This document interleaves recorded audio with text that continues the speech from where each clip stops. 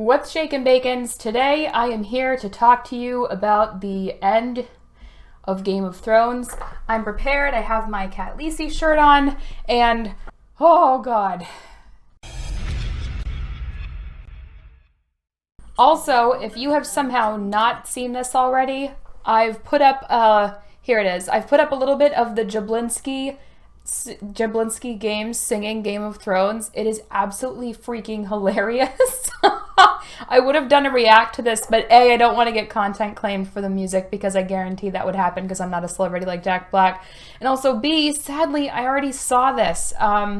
King Bacon had me watch it, and unfortunately for me, I was like, oh, this would have been such a good reaction. But this is really funny. If you have not seen this yet, go check it out. I will have a link in the description box below. So, Game of Thrones. I did not do videos on the last 3 episodes. I figured I would do a halfway one, which is what I did last time, and one near the end, which is what I'm doing this time. And I have to confess to you guys, I read the leaks for this before I saw the ending. And to me, they were so absurd that I thought, surely this is not how it goes. But it ended up making sense to me. Now, before you get upset if you absolutely hated the season, let me make it clear, it made sense to me that that's the direction they went in with the show. That doesn't mean that I agree with all the decisions they made. And I will say that this season in particular was so sloppy. So sloppy with the writing, so sloppy with how it was directed. I've seen a lot of other YouTubers talk about how much they love the directors and how much they thought the cinematography, how good they thought the cinematography was. And I think the cinematography in this season honestly has not been as good as it's been in other seasons. I think that the music the whole way through has been absolutely amazing. But in terms of story and in terms of directing, I don't think that this season was at its strength. And I know they brought back the director from Battle of the Bastards, but dude, I don't think this was as good. And I genuinely think that this is because the writing suffered so much. And I think what we are seeing here are 2 writers who began to adapt an epic fantasy series that they were assured by the author would be finished by the time they got to that point in the making of the series. And then the author wasn't ready and the author wasn't finished. And you had 2 people that did an amazing job adapting the original story, other than a few really key parts that were left out that really shocked me initially when I came to that point. But you have 2 people that for the most part did an amazing job adapting the novels to the screen, kind of start to fall apart, I think, under the pressure of living up to the writing quality that George R.R. Martin has. And spoiler alert for anyone who has not yet seen this, don't watch this if you haven't seen it. I'm going to be discussing spoilers, if that matters to you at this point. So I think what we're seeing here is honestly just some really exhausted writers, right?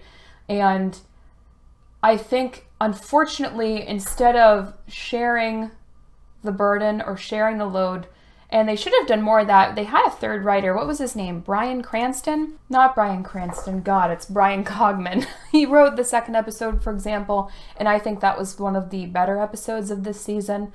But what you have is 2 main writers and producers who refused to listen to the actors, or it seems to anybody else, although I don't know that for sure. But there's been lots of interviews with the actor who played Sir Barristan Selmy. You can see interviews where the rest of the cast was really disappointed. Many people were shell-shocked when they received the scripts for this season. And it's been documented in the past, especially the actor for Jaime Lannister, Nikolai. I don't know how to say his name. You guys know I never know how to say names. But you can see a lot of the actors who have read the books or were fans went to the authors or went to the writers and said, hey, I think there might be a mistake, or I'm not really sure this is what the character would do. And the authors and the writers ignored them. And this, of course, is what happens And I think I touched on this before. When you have a plot and instead of allowing your characters to evolve and kind of letting your plot flow with those characters and evolving that naturally, you force the characters into the plot. And in this case, from what I read, David and Dan did not want to do even 8 seasons. They wanted to end the show originally in less seasons than that, despite HBO offering them more. And despite George R.R. Martin telling them he thought that they needed more time. Add that to the fact that the writers are ready to move on to Star Wars, and what you've got is just this hodgepodge of people whose brains are tired. They've been working on the same project for 12 years or something like that. It's been a long time, and they were just done. And you can really tell in this episode just how done they were, I think. There's been a lot of mistakes in this season, and I think with the ending overall, in case you just want to hear my quick thoughts on that, and I'm going to kind of click through the episode quickly in the background and discuss as I click through it my thoughts on various points as like a visual trigger for me. But my thoughts on the ending is that it was just rushed. They really should have used 2 seasons to deal with the threat of the Night King and 2 seasons to deal with Cersei and the intrigue and to show us how Daenerys' fall really came about. And honestly, I think one of the biggest problems, one way that they could have solved this to a very large degree, is I'm going to be very frank, I have not liked Emilia Clarke in any film I have seen her in.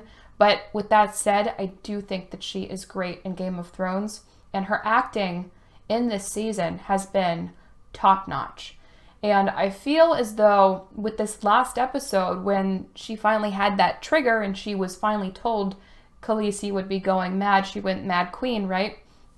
I feel like if they had told Emilia Clarke this in advance, sort of like how Alan Rickman was told in advance what Snape's backstory was, and he was able to play that and play into it and hint at things like that. So when you go back through the movies, you can see that kind of coming out in him. I think if they had told Emilia Clarke that, she, with her skill as an actress, could have naturally woven that in, because she did a great job at portraying someone who is just kind of checked out. They're on a different plane mentally. She was definitely not present the way she was before. And previously, she had no idea what was going to happen to her character. So you have an actress who is playing what she thinks is this really strong role as a role model to people. Parents name their kids after her. She's liberating slaves. She is going to take back her family's kingdom. And she gets handed a script that tells her she's gone mad and just murders everyone. And for her, much like us, that came as a huge surprise and with almost no buildup. And if she had known in advance, she probably could have worked in some stuff into her acting to help us buy that more. I'm aware of the argument that says, well, she burned the slavers and she crucified the masters or whatever it is. And that's the thing is, Daenerys made her entire journey insisting she's not her father and saying she's going to do things differently and sparing the innocents. And to have her flip on a dime like that, I just can't buy it. And that really is all to do with the writing. When you have a character make a turn like that, if you don't handle it well, it's not believable. And it's the same thing that happened with Jaime Lannister going back to Cersei. I don't think that was something you could buy, especially when he had that weird fling with Brienne. Especially not after the character arc that he had throughout the stories. And I think what happened with Jon Snow. Jon Snow, resurrection apparently didn't mean anything. His entire story arc apparently didn't mean anything. He was reduced to 3 main lines throughout this entire last season. I don't want it. She's my queen. And then, what was the last one? Bend the knee or something like that. The problem is, in order to rush to the ending, instead of taking the time to explore the ending, they have just ham-fisted their way through the major plot points. And the characters that we have grown with and come to understand and we can relate to go and veer off in a opposite direction from what we're expecting because they didn't have the right buildup. I'm not mad with the major plot points of the ending.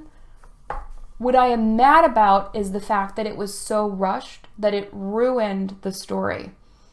Because they really took two tomes that are as of now yet unpublished and just mashed them together. And that makes for a poorly written, poorly executed, rushed ending to an epic show. And honestly, I am astounded that they did this, because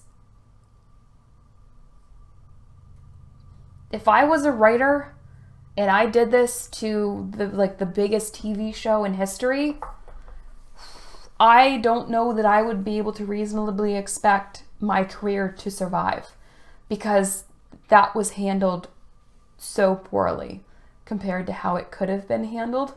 George R.R. Martin, for those of you who didn't know, he has not a blog. And not yesterday, I am losing track of time, May 20th, he published about the end of the show. And he says specifically in this, let me just zoom in for you guys here. He said, "How will it end? I hear people asking, the same ending as the show? Different? Well, yes. And no. And yes. And no. And yes. And no. And yes." And honestly, part of me wanted to write down the major plot points of the season and then match the yeses and the nos to see what would be the same or not. But I think at this point, I'm going to wait to read the books. And I am rereading them, and they're better than I remember. Maybe it's just the poor quality of the writing of this last season that's really hammered home for me just how skilled George R.R. Martin is as a writer. But it's very impressive. And he mentions here as well, "I expect the last two books of mine will fill 3,000 manuscript pages between them before I'm done." So they're going to be long. And it is that full length that was absolutely condensed and mashed into this one last season. So I'm going to go through and just quickly click through the episode and just give you guys my thoughts.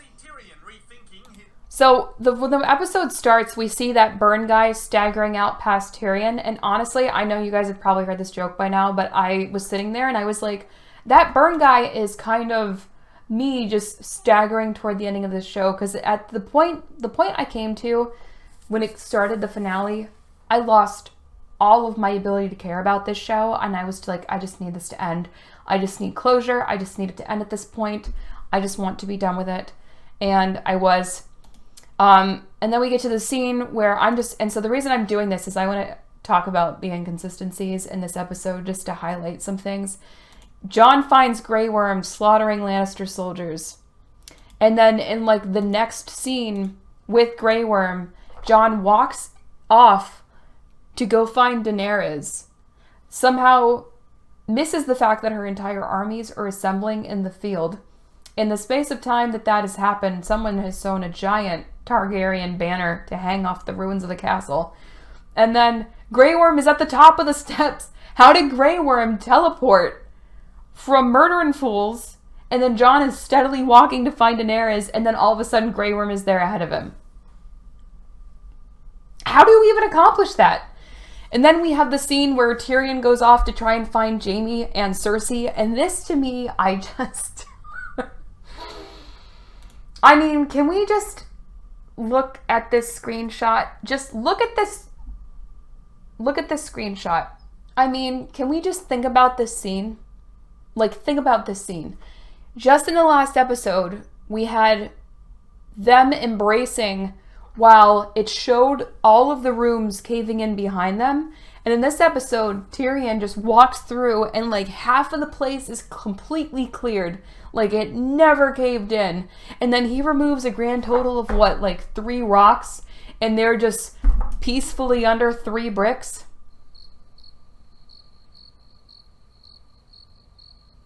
With just little smears of blood. And then I'm supposed to believe that Tyrion this whole season was deeply mourning them after everything he said to Cersei about getting revenge on her. Okay. So then we have the shot with Daenerys and the dragon wings. So, like, I appreciate how interesting that shot is. With that said, that's just like really, really in your face. Like, oh, she's the angel of death. She's become the dragon. It's just like, okay, we get it. That was a little ham-fisted. That was just a little too on the nose. And then you remember that this episode was directed by David and Dan, and you're like, oh yeah, that tracks. They would do something like that. They would do something really over the top and obvious like that. With that said, I appreciated the shot. It was a cool shot. I liked the scene of Drogon roaring behind her better, in all honesty, when she was giving her victory speech. Were they all able to hear her when she was giving her victory speech? Because she was talking to, like... She was just standing at on the steps, just, like, screaming at people. And all of a sudden, we have the fact that all of the Dothraki and most of Grey Worm's Unsullied were not killed after all. So then Tyrion just willingly casts aside his allegiance, and somehow she doesn't just burn him to death on the spot, which surprised me. I guess if you have plot armor, you don't get burned to death on the spot. I expected that was going to happen. What I thought was a really cool shot was when Jon walks to find her after he and Tyrion discuss the situation, and it looks like there's just a huge mound of rubble near the entrance, and it's freaking Drogon.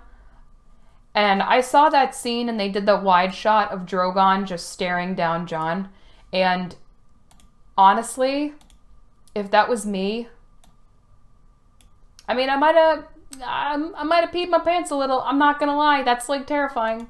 I don't care how many dragons that I've dealt with.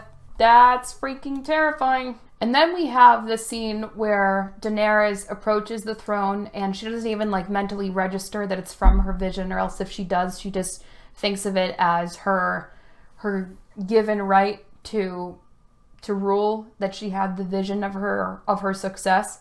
And we have the scene between Jon and herself where he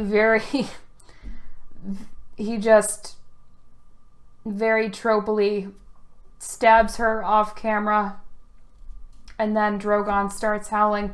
This is the scene, however, that I think Emilia Clarke did amazingly in. And I do think that finally Kit Harington had a chance to display his own acting talent, because finally he had more than like 2 lines of dialogue, and you can really see the madness in her eyes in some of these shots, especially when he's trying to find some way to justify her behavior to himself, and he can't, and then he stabs her. So I thought that was very good acting on their part. They did a good job with that. It was just so tropey, and it was almost corny, and then she just has 2 little tiny streams of blood. And then we come to the scene where Drogon mourns her and barbecues the Iron Throne. And then he just flies off with Dany.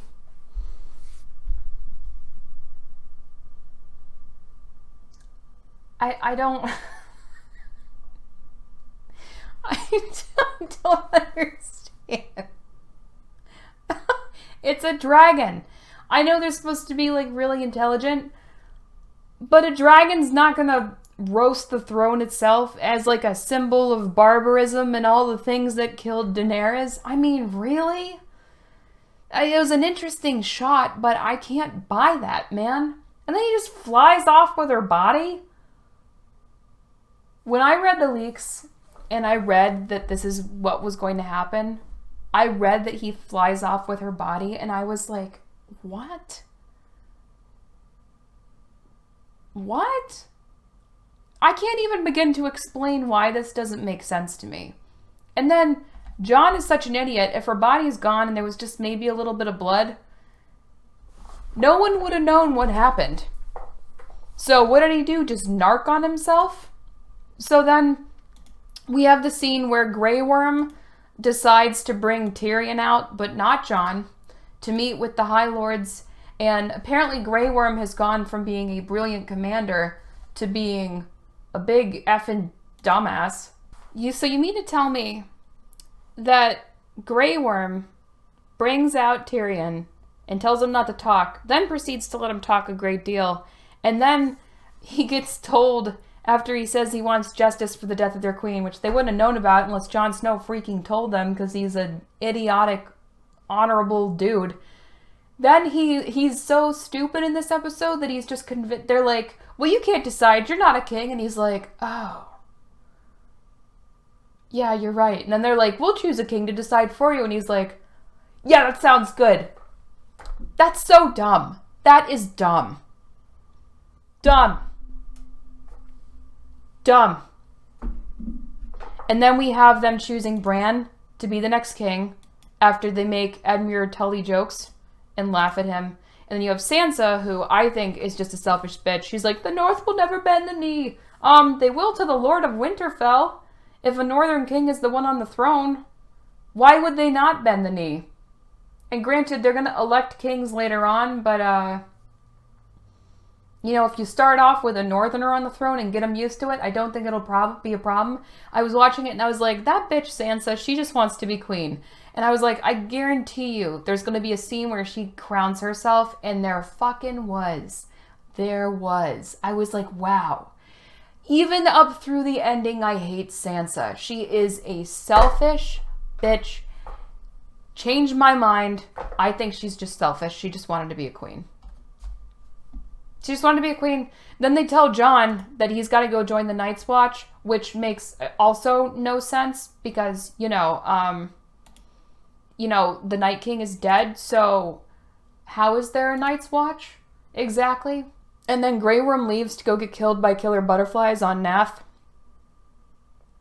Jon didn't have to go. I mean, he could have just let Grey Worm sail off and then stayed. And his heritage with him being the last Targaryen apparently didn't mean anything. Nothing could have happened with that. It literally would have had no impact on this story. It would have had no impact on this ending. And then Arya just decides to go sailing. Like, since when did House Stark have ships after all that mess? Did they just appropriate one or build her one in the space of 3 to 4 weeks?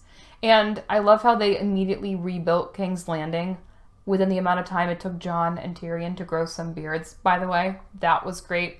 Somebody's architecture is really going great in King's Landing, and I'm super impressed. And I think they should teach all contractors how to work at that speed if they've got some magic tricks up their sleeves. And I don't understand. I don't mind. So let me talk about Bran. I know I'm kind of all over the place, guys, and I apologize. This is what you get from me if I don't outline like what I want to talk about. I don't mind Bran being the king. I think I'm like, and I've mentioned this to you before, I think I'm like one of the few people, if not the only person, that loves Bran's character. And I love his character based on who he is in the books. And he has a great story. He is so interesting. And I love Bran. I love that they made him king. David and Dan made it look like he'd done nothing to deserve that. And they also made it look, he was like, why do you think I came all this way? Well, when you have your character say things like that, you're implying that he might have known the future, and then he just let all those innocent people die for no reason just so he could be king, and you make your major pivotal character look like a dick. And I don't think it was handled well. I like Bran as king. I may be like the only person who feels that way. But I don't like how they did it. And I don't like that all these characters appeared to have happy endings, which is weird for me to say. But I don't think, because of how rushed everything was, I don't feel like it was earned. Sansa got to be queen like she wanted. Arya just nopes off to the west of Westeros, whatever the hell that means. Jon goes to the Night's Watch that's no longer there, and apparently his resurrection and him being a Targaryen didn't mean anything. And rides off with the wildlings to do who knows what at the end of the wall. At least he gave his good boy Ghost some pats finally. I cannot believe how ticked off I was when he didn't pet Ghost when he was leaving Winterfell. I was absolutely furious. I was like, really? You couldn't see him petting the wolf? Are you serious? Really? Okay. But at least we got to see him get some pats. I really liked seeing Brienne made the Kingsguard, like the captain of the Kingsguard. At least that's what I'm assuming she is. I didn't mind the new council meeting with Tyrion and with everyone else. I do think that, again, the direction for this episode was off. You know, we had more time with Tyrion straightening chairs at the council table than we did with, it felt like, with Daenerys' death. And then nobody brings it up again. Nobody talks about her. Nobody talks about what they did. Nobody talks about what happened with the Night King. Nobody talks about what happened with the dragons. Other than Bran going, I can help with that, and then not helping with that, just getting wheeled away by Sir Podrick. It was just an unsatisfying episode. And for me, here's the crux of the issue for me. I cared deeply for these characters. And I still care deeply for these characters because they are so human and they seem so real and the world is so brutal to them. And I started again rereading the books, as I mentioned earlier. And George R.R. Martin is an amazing writer. And I, this morning, got to the chapter where Catelyn is holding the dagger away from her neck and her fingers are getting cut to the bone. And just before that, last night, I was reading about Bran getting pushed out of the tower.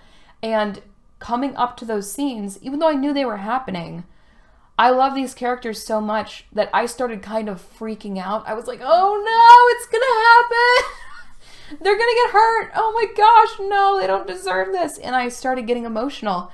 And it's because I've grown to love them and care for them, and I've gone on this journey with them. And the ending provided for this show did not do the story justice. And I don't think that it could have. I honestly don't think that there was anything they could have done other than extend the seasons that would have made that ending feel like it was at the level that it could have been with George R.R. Martin's writing. Unless he had published the books somehow before they got to the end. Because I don't think David and Dan had the talent to connect the dots in between the plot points. And I think George R.R. Martin himself is struggling with this. And overall, it was just a disappointing ending. And what's sad is I went from really caring about these characters to an overwhelming sense of apathy for this ending and for what would happen to them.